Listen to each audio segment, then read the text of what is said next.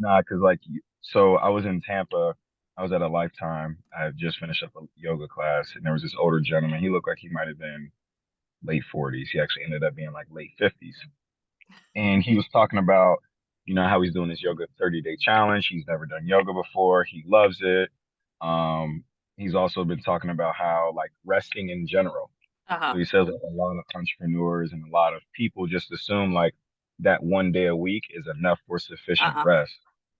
And he was like, it's actually not until day, I don't want to quote him, but I think he said like he either said day three or like in between like day three and day six that you actually like begin to relax. And saying all this to say like as entrepreneurs, to we have to find time for our self-care. Like we have to find time Oh to yeah. sleep but it's also seasonal, right? Like Yes. there's seasons where you gotta grind, and then there's seasons where you can actually sit You have back and chill. So it's like, yes.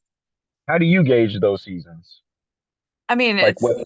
seasons are different for every entrepreneur, and it's actually crazy. I literally just posted my Tuesday blog post about that. Like, and my title was "The Grind Does Stop," and it was about prioritizing self-care and the things that actually are important because our bodies and our minds do need that sleep and that rest. Like, I think that's one thing a lot of people screw up is they think sleep is their rest, and they're like, "Oh, well, I'm sleeping, so I'm fine." But no, if you're still moving constantly the wait all of your waking hours, your body's never really at rest because the sleep time, even if you're sleeping 7 8 hours a night, it's not enough to really rejuvenate for the movement and the nonstop like mental and physical taxing that you're doing throughout the day. But it's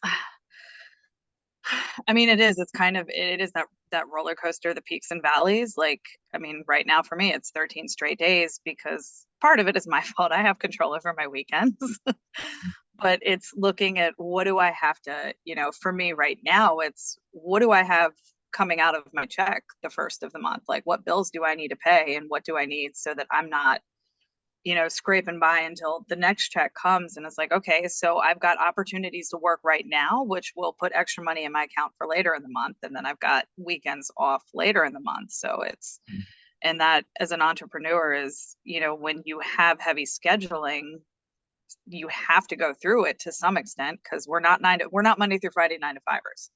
We don't come home at 5 o'clock and shut down and then have our free weekends. How long can your PTO? Like, We're going to have days where we're working 13, 14 hours a day or, periods where we're working mass amounts of days straight. But the thing we have to get better at, and this is an American thing, I feel like this is definitely the American culture of be on the go, nonstop, work your life away.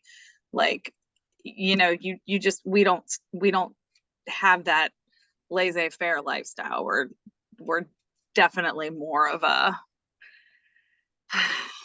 go-getter just seems like an understatement for product but of we the have to get better when we see, okay, wait, now I've got this slow period of time. Okay, I'm going to take these days off or I'm going to take time off. Like there are days where I literally Sunday will be one. I'm not doing anything.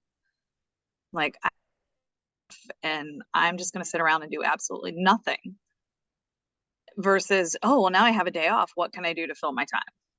Mm, that's my challenge, honestly. Let me keep it a buck with you. That's my challenge. I'll be like, man, like I'm supposed to take a day off. All right, what are we gonna do You today? and see you moved to the wrong place too. Honestly, that's part of why I moved to Florida because the Northeast is the epitome of go, go, go, go, go, and it doesn't stop.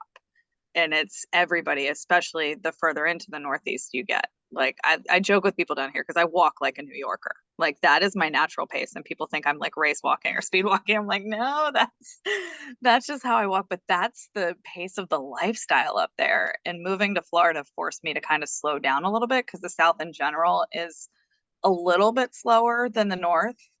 Still much more aggressive than other countries in their scheduling, but and especially being near the beach is just kind of that laid back lifestyle.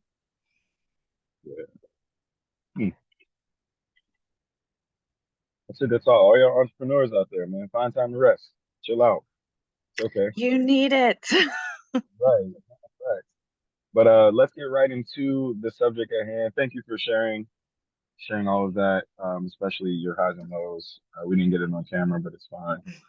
Um, Today we're talking about sales, piggybacking off of the marketing yesterday.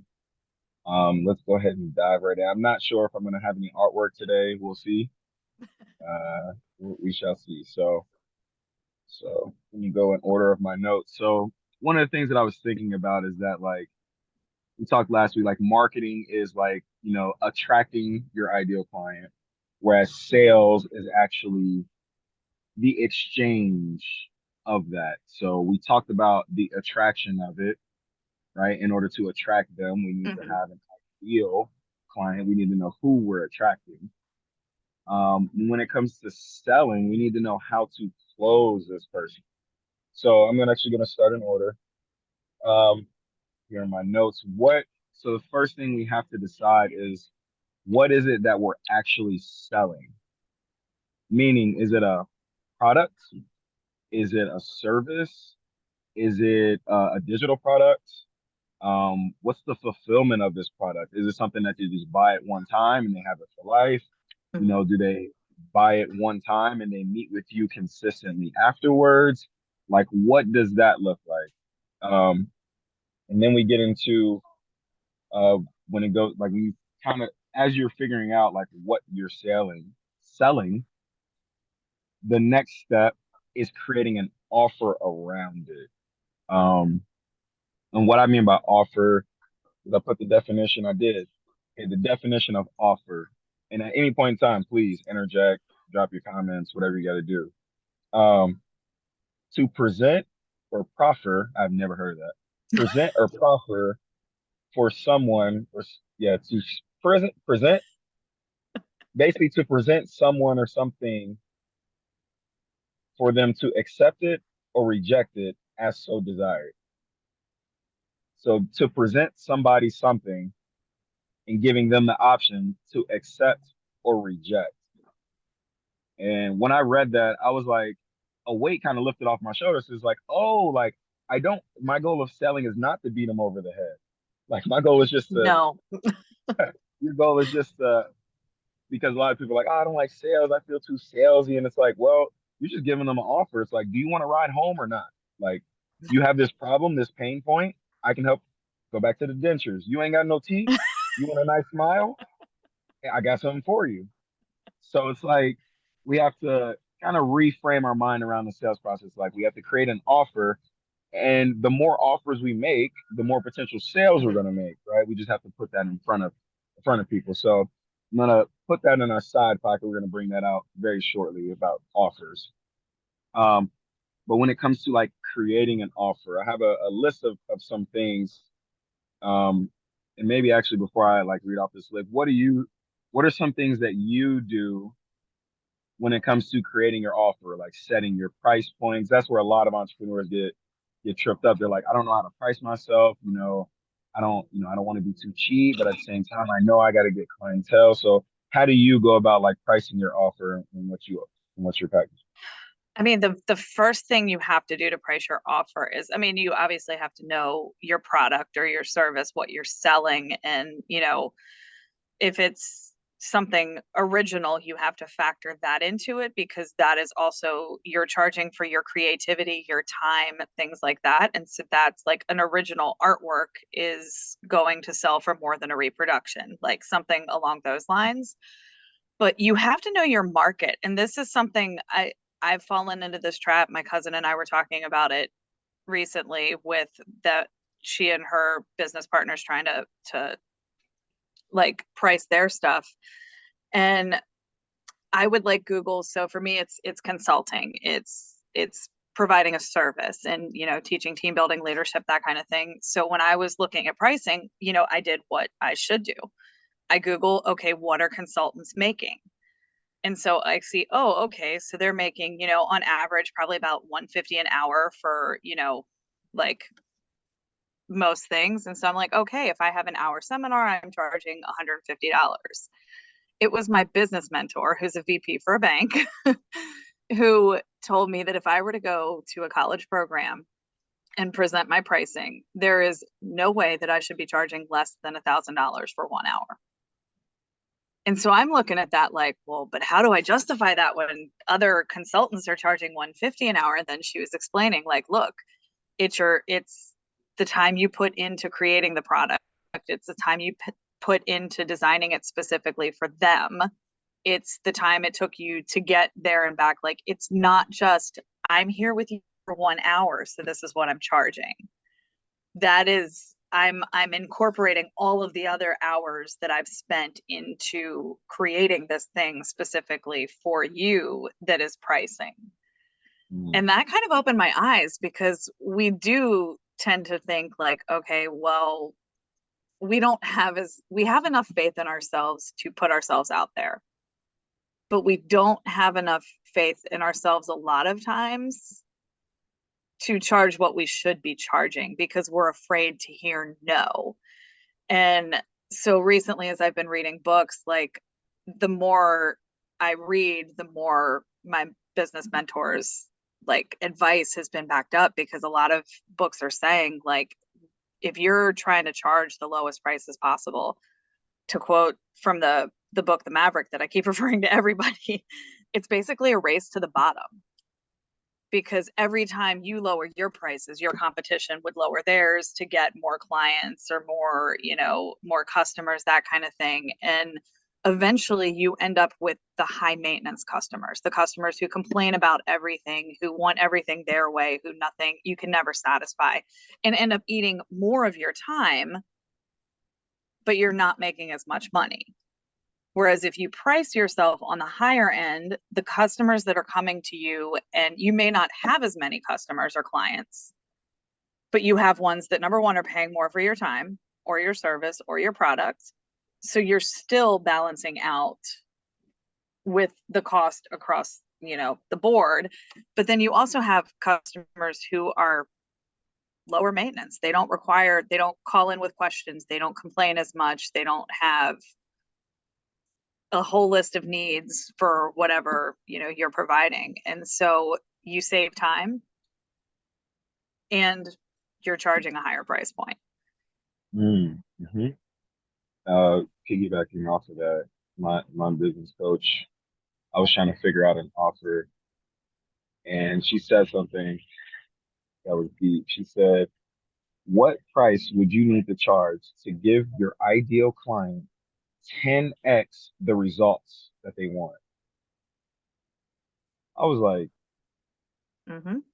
and just thinking, I was like, I threw out a number, threw out a number. I was like, I need this amount of money. She's like, all right, that's your offer. I was like, wait, like, but she's like, no, like, if that's how much money you need. I mean, she explained everything that you were talking about, Yeah. right? She had just said, and she's like, if that's what you need, if you accept anything less than that, the chance of you giving your all increase or decrease, right? Somebody Mm-hmm. like underpays you, you're gonna be like, damn, I ain't even getting X amount of money for it. Like, I don't even want to do it. Not that that should drive your motivation on fulfilling whatever service it is, but we are humans, and we do fall into those human temptations. But yeah, nah, that's deep. That's deep. Create an offer that almost uncomfortable to sell. Yes. Get Like not comfortable wrong. being uncomfortable. Yeah. So thank you for that on the pricing. Uh, talk about tonight's an offer. You hit the one of the first points that I was going to bring up. You talked about market research. You said you, as a consultant, what do other consultants make? And that's what I'm going to kind of base it off of. In that in that career field, obviously it's a little different because, like you said, like Mm-hmm. an hourly rate doesn't quite reflect. But in other fields, let's say selling dentures, I can go online and I can Yeah. type in best price dentures or decently Mm-hmm. priced dentures or best selling dentures and kind of get an idea of what they're charging. Um, and then even along with that market research, figure out what their offer is because they Mm-hmm. might be charging a lower price or higher price, a different price, but what are they actually providing their clients? Like, what's Mm-hmm. the payout that they're providing? Like, You can even look at their sales copy, like look at their website, look at their Hmm. funnels, like what are the words that they're using? What's the terminology? Like how are they leading to a result? I guess in the ClickFunnels world, they call it funnel hacking or like hacking somebody's website. It's like it's just like basketball. If somebody's running a play and it works, Hmm. taking that play and you're going to use it. Like it's the same thing with business. Somebody that is in your industry, like it's important that you shop the competition so you Oh know yeah. what they're doing, you know how they're innovating, and you know because if y'all have an offer that's similar and they make one value add, so they add value to their Hmm. offer, now their offer is air quote more valuable than yours. And you need to know that because when your clients come to you, we'll get that in a second, and you're handling objections, you need to be able to use your market research to say like, yo, yeah, they might charge a cheaper price, but we offer X, X, X, and X. And for Hmm. your goal, I think this would be a better fit for you. So what are your thoughts on objections? Because that's when people hear a no, it's really not a no, it's just an objection. Like a no right now. I Yeah. need you to give me more information. So what are some things that you or maybe some ways of thinking um, that people should go about to handle objections? Like, what are some questions they need to ask themselves? What's the frame of mind that they need to be in to handle these objections? I mean, this is again a thing that requires research, and by research that could mean like internet or, that type of research, or like let's say for retail, it's research by like looking at the stats for your store, for example, like knowing what kind of customers are coming in, knowing where the bulk of your sales are going, because a no from somebody who's going to say no regardless, or an objection from somebody who's going to say no regardless and is just going to try to push you to see how many concessions you'll make, isn't necessarily the best place to start. Well, okay, you're saying no, but let me see how I can work with you. You have to know what where your where your client base is really coming, client or customer base is really coming from, what type of people they are, and why they're saying no. Because the objections may be reasonable in some circumstances. So you may make a few concessions to bring in this client because you know that this client or customer is going to spend way more money down the line because of their history with you, or, with your product or service or whatever. But this person who just comes in and wants everything for free, let the no be a no, let it go, because it's not worth the time to try to make that customer a customer. So it's definitely comes down to research, and sometimes that takes time. Sometimes you have to like actually be active and know your client base, because you don't know who's, if you're setting up a store, you don't know who's going to shop in your store yet. It takes a little bit of time to figure out who your steady client base is going to be, where that money is going to come from, whether it's online orders or in person or things like that. And so it may be a few months before you really know, okay, what objections should I work with? What ones should I let go? And which ones are my learning curve, basically. Hmm. And piggybacking off of that, which objections can I handle before they even get to the sales Yes. process? Yeah. Can I get rid of these objections that they might have in my sales copy? Hmm. And and if the sales copy is basically just the text that you're using to sell your that market Hmm. to your what they call it copy.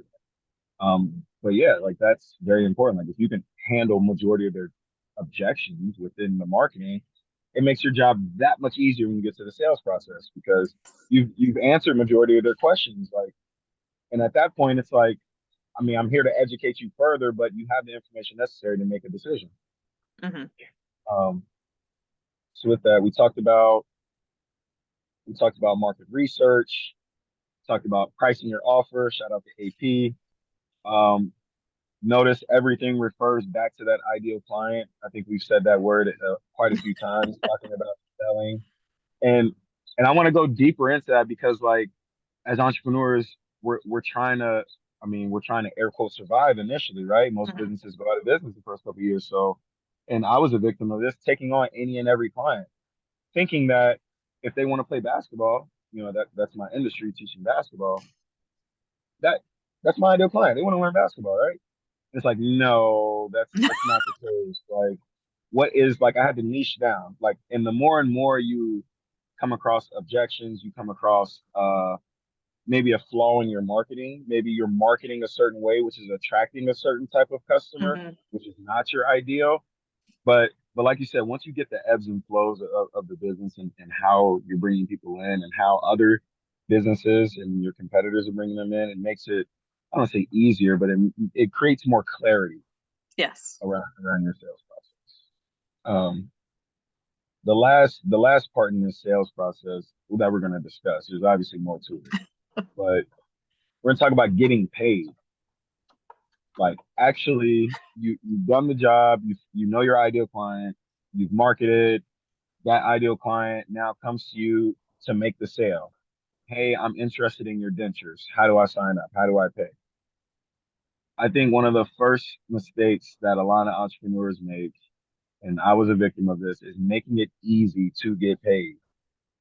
Like, just make it easy. Like, you shouldn't have a client asking you, how can I pay you? They should already know. I Hmm. mean, maybe when we get later, we can talk about systems and processes. I think that's maybe week 3 or 4.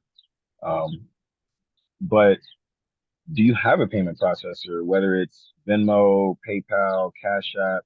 Like, pick one. Just pick one and stick with it. So at Hmm. least that way, when you're making a It's sale, it's like, oh consistent. yeah, it's consistent. It's consistent. I was one of them, people giving me cash, people giving me Venmo, people paying through my online site, and it's like my bookkeeper's like, yo, what in the world is going on? Like, where's all this Yeah. money coming from?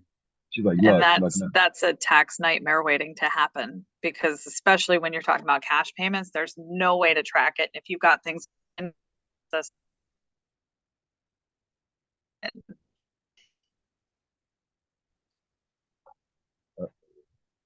are you freezing on me? Is that you? Yeah. Yeah, I think that's probably me.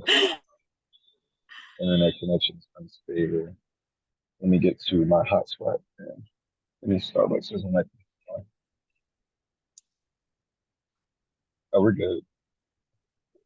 Yeah, you're not getting choppy on me now. Okay, there you go.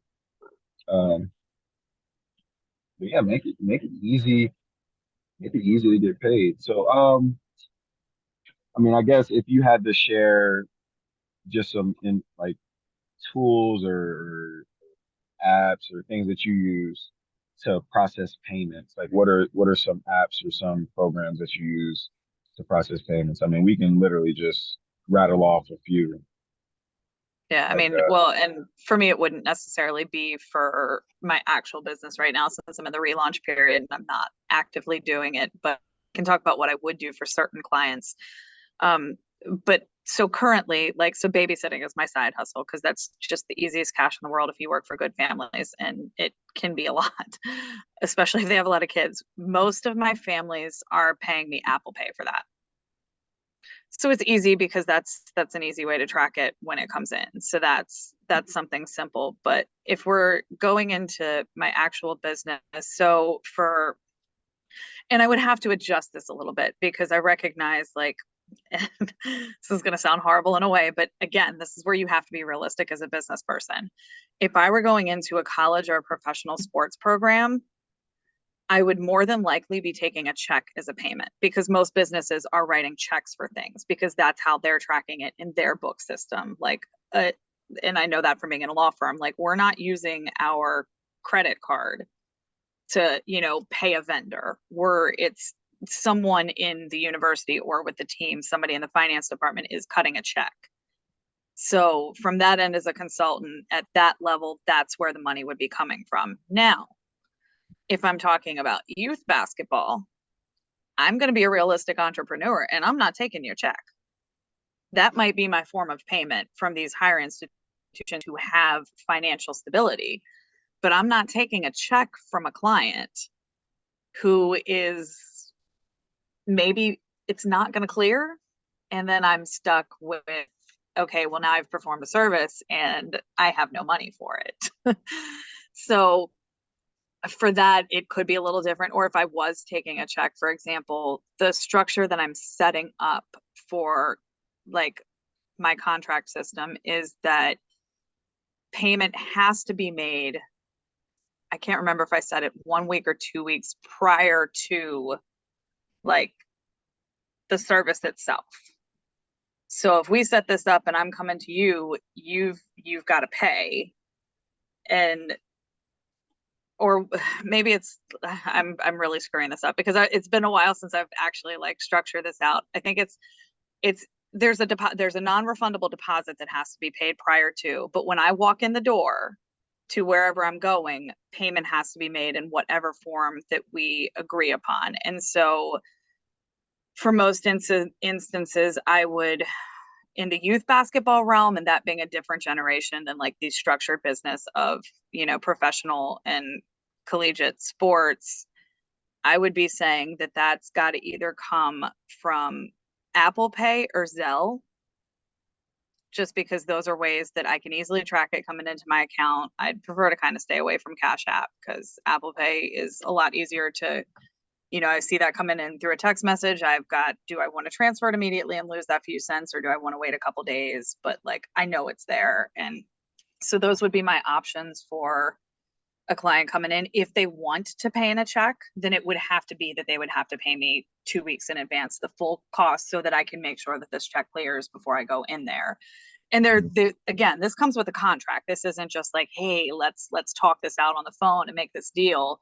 So if you pay me and I don't perform my service, you have a contract to take me to court. Like I owe you money. Like it would all come in a legitimate fashion so that there's a tracking system, there's protection for both parties. And there are, refund and cancellation policies within this contract. Like it's not just if you decide at the last minute you don't want to do it, you get your money back. Like there are specific, that's why I start with a non-refundable deposit. But it would be a little bit it would be a little bit more flexible on the youth end, simply because again, it's knowing that market. It's knowing, who they are and what they're capable of. There are a lot of young people today that don't know how to write a check. So gotta work with that a little bit in that Mhm. respect. That's very, again, appreciate you sharing. You said something, and I wrote it in the notes. Every offer is a business. You didn't say it in those exact words, but if you're doing Hmm. consulting, there's a different way you're going to conduct business, and a Hmm. different way you're going to market, and a different way you're going to sell and close that client Yes. if you're doing youth basketball. So even if, and this will be the last topic we kind of dive into, and I'll circle back around to those like payment processing things that we can give people that they can research and figure out what Hmm. works for them. Yeah. But if, even though I'm a basketball, like I'm a basketball coach, right? A one-on-one training is different than a league. It's still Hmm. basketball. Totally different offer. Totally different sales process. Totally Yep. different marketing.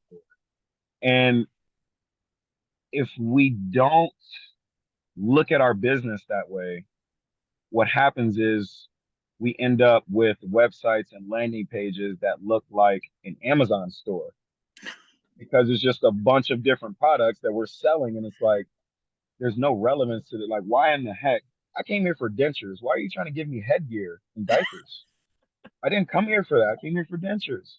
So it's important to know, like, and that's not saying you can't diversify Hmm. and try new things, but it's like you have to understand if you're trying a new thing or if you're doing something new, you're adding a new service, it's its own business. And you have to play that. You have to, what is that? I was going to say play it out, but you have to run that system from top to bottom. Who's your ideal client?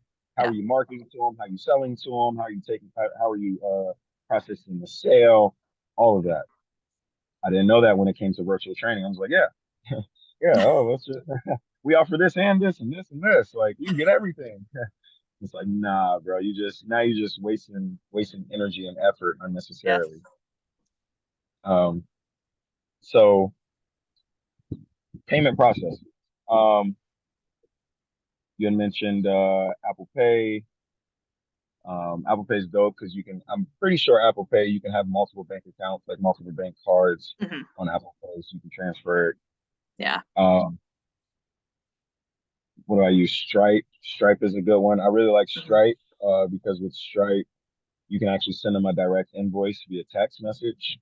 So Hmm. that's really convenient. Um, for all my payment processes, I actually use QuickBooks.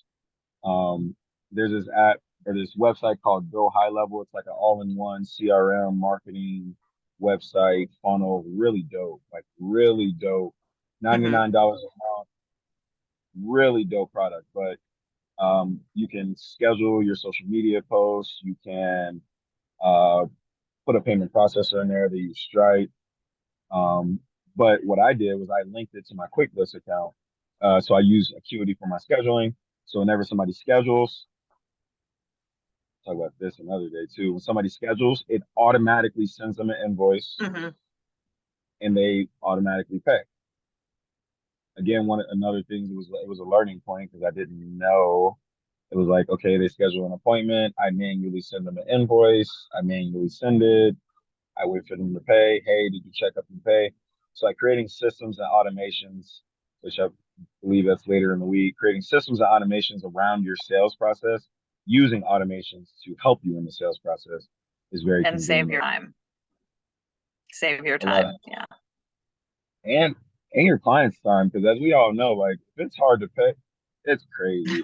So like there's a lot of like we are lazy as humans. If somebody has we to are. pull out their credit card, I'm not gonna lie, like this has deterred me sometimes. I have to pull out my credit card to pay. I'm not gonna get it right now. My card's in the other room, my wallet's in my car. You know what? I'm good. So make it really easy for your cards to pay. So just a quick recap. We talked about wow, that was a lot actually.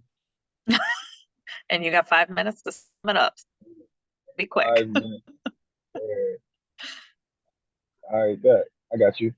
We talked about the difference between marketing and selling. Selling is the actual presenting of something for somebody to accept or reject. We have to understand that somebody might reject your offer. And if they do, we have to look to why they rejected it. Is it because they're not our ideal client? Is it because they have objections? Um, and if they have these objections, what are they? Can we answer these objections in our marketing? Right? Can we so those are the objection side of it. When it comes to crafting your offer, let's look at market research. Let's see what other your competitors are doing. Let's see what they're pricing. Let's see what their sales copy looks like. Pricing your offer. If I wanted to give my client 10x the value that they're expecting, what would I need to charge? Not saying that you need to charge something ridiculous, but we're trying to give as much value as we can because it's a long Hmm. term that we're in this for. We're not in it for the quick buck. Trying to give long term, give more than we're getting. Um, but my friend died. Okay, for a second. Talked about handling objections, getting paid, right? Make it easy to get paid, create a system around it, ask for the sale, right? We do a lot of job. A lot of times we do a really good job of telling people about our product, how good it is for Hmm. them, what it can do for them, but we don't ask, do you want to buy? Yep. We give them all the information and just assume that give them all the information to make a decision. Eventually, they'll make the decision. No, ask them. Simply Go ask. for the kill. Close the deal. All right. And one of the last ones was every offer is a business. It's its own separate business, has its own marketing process, has its own sales process. And if we look at it like that, we make our life easier, Hmm. more efficient. Do you have anything to add? I don't know if I got everything. Yeah, you did a good job summing that up. And Great. in less than 5 minutes. With 2 minutes and 45 seconds to spare. I love it. Well, AP, another Tuesday in the books. It's been real. She just frozen with a smiley face.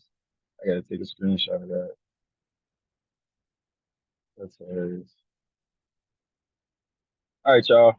AP's frozen smiling, so we're gonna leave now. Bye.